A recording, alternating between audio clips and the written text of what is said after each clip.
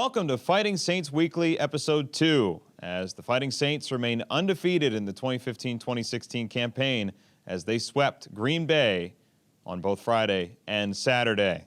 Hi, everyone. Jordan Coons with you, and we're looking forward to going over what was the last 2 days. But first, what happened on Friday night. We had Hockey 101 night here at the Mystique Community Ice Center for those fans that are either new to the game that want to learn a little bit more about what icing is or what offside is. I remember at my first couple hockey games, it took me about 10 or 15 to figure out what offside was. But after this, we hope that even the more experienced fans that maybe don't know what a biscuit is or sauce or something on those lines, the slang, the little idiosyncrasies of the game, you now know it. And we had a lot of fun doing that for you on Friday. But a great weekend for the Fighting Saints as they pick up a shootout win over Green Bay on Friday, and then a nice regulation win on Saturday at Green Bay. And we'll take a look at the highlights coming up right now. Let's take a look at the highlights, and it begins on Friday here in Dubuque. Andrew Peak in the first period, able to knock one home on a crazy scramble off a centering pass, an initial save by Miska, but it's put home 1-0 Green Bay.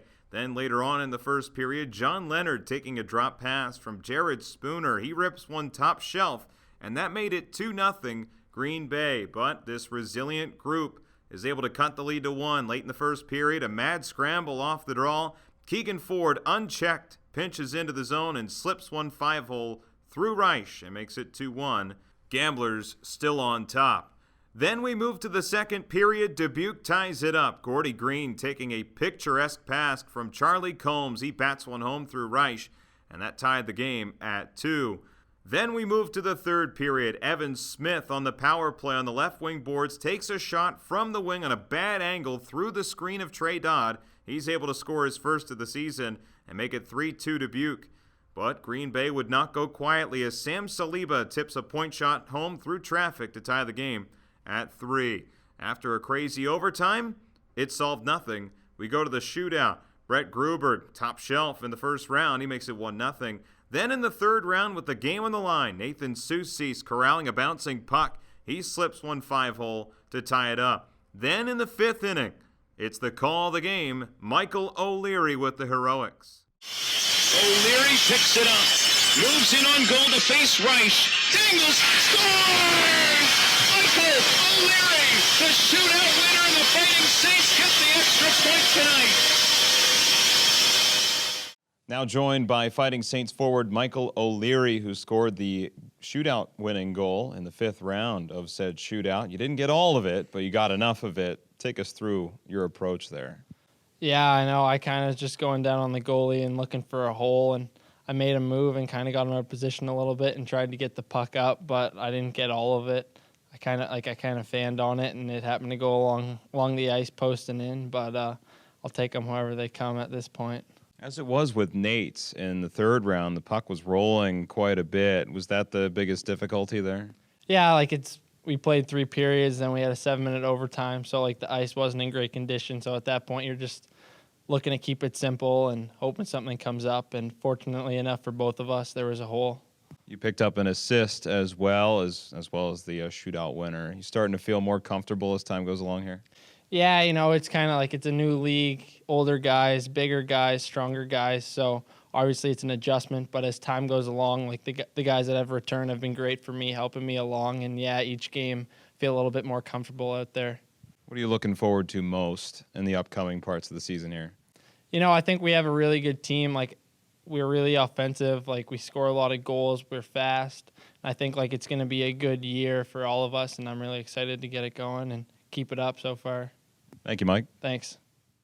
We moved to Saturday as the Fighting Saints took on the Gamblers at the Resch Center, and this time it was the Fighting Saints that would strike first. Keegan Ford with his third goal in as many games made it 1-0 as he shoots one off the face-off on the power play to make it 1-0. Then late in the first, Spencer Young pops the water bottle on a pass from Gordy Green out of the corner. That made it 2-0, the first USHL goal for Spencer Young. In the second period, it was all Green Bay as they cut the lead in half. Karch Bachman pouncing on a turnover on a centering pass. That made it 2-1. And then Joey Maroney stepped in front on a power play, capitalizing on that through Castor to make it 2-2. But in the third period, Colin Tyson, who has been remarkable in the early part of the season, wraps home a Dallas Gerard shot at the side of the net. That put Dubuque on top 3-2. It would take some heroics as Jaxon Castor, sealing the victory, he robs Joey Maroney on a point-blank chance on a pass from Mark Michaelis. That would be the exclamation point that the Fighting Saints needed in a 3-2 road win. Only one of 3 teams in the USHL right now that have not been defeated. Now joined by goaltender Jaxon Castor, who picked up his first USHL win against Green Bay on Saturday. First, your thoughts on just what it was like to get that first win. It was a great team win. Couldn't have done it without my defense. They really gave me but they made it easier on me to make those saves and only let in 2 goals. Gave them an opportunity to win the game. The first period in a foreign building, one you're not used to, against a team that really didn't get a chance to see it all. Was there anything about that perhaps there were some nerves there? You had to quickly calm them down? Well, first USHL started, definitely some nerves, but once I got those first shots, kind of settled down. And you made a big save on Joey Maroney in the third period, snapped it up with a little leather there, and you had him looking to the rafters. Was that the point where you said, yeah, I got this one in the bag? I think so. I think that gave the boys some energy. It gave me some energy, definitely. So at this point, you're a guy who's from Arizona, and we're starting to see more and more players come from Arizona. We think of Sean Couturier or even upcoming first overall draft pick, more than likely Austin Matthews. What's your sense of hockey in Arizona? Is it truly growing as much as we believe it is? Yeah, it's definitely not a hockey hotbed, as you would say, but it's definitely growing. You see a lot more kids coming into this league and shine, like Michael Boyle and Phil Nyes. It's just growing the game. It's awesome to see that. What are you looking forward to the most now that you've kind of settled down here?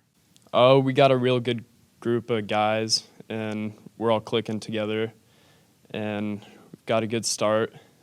It'll be cool to see where we'll go next. Looking forward to it. Thanks, Jaxon. Thank you.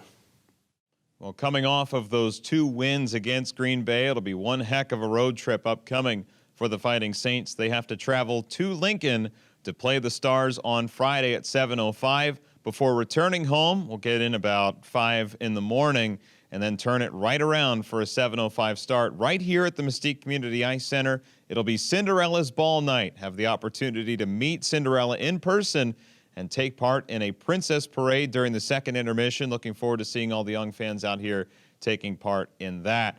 But looking forward to Lincoln, a team that has been very good offensively speaking, scoring 11 goals in the first 3 games of action, and they're led by former Fighting Saints forward Will Diorsi. He has 3 goals and an assist in his first 3 games, and what's crazy about that is he's third on the team in points scored, if you want to believe that. But Lincoln right now is on a bit of a hot streak. They're in the Western Conference. It'll be an out-of-conference game.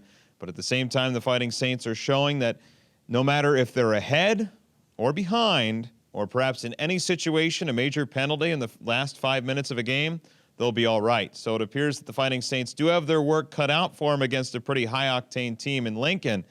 But they've shown some pretty good strides themselves as the goaltending rounding into form, the defense really getting a lot better as time has gone on. Head coach Jason Lammers has said that he really likes how much of a complete game his team is playing over the last couple, and it's really rounding into form. So that should be a good one, starting in Lincoln at 7:05. You can catch the broadcast on Super Hits 106 or Fast Hockey, or right here at the Mystique Community Ice Center on Saturday at 7:05 for Cinderella's Ball. Join the broadcast or get your tickets 563-583-6880 or online at DubuqueFightingSaints.com. This has been Fighting Saints Weekly. Jordan Kuhn signing off. We will catch you next week.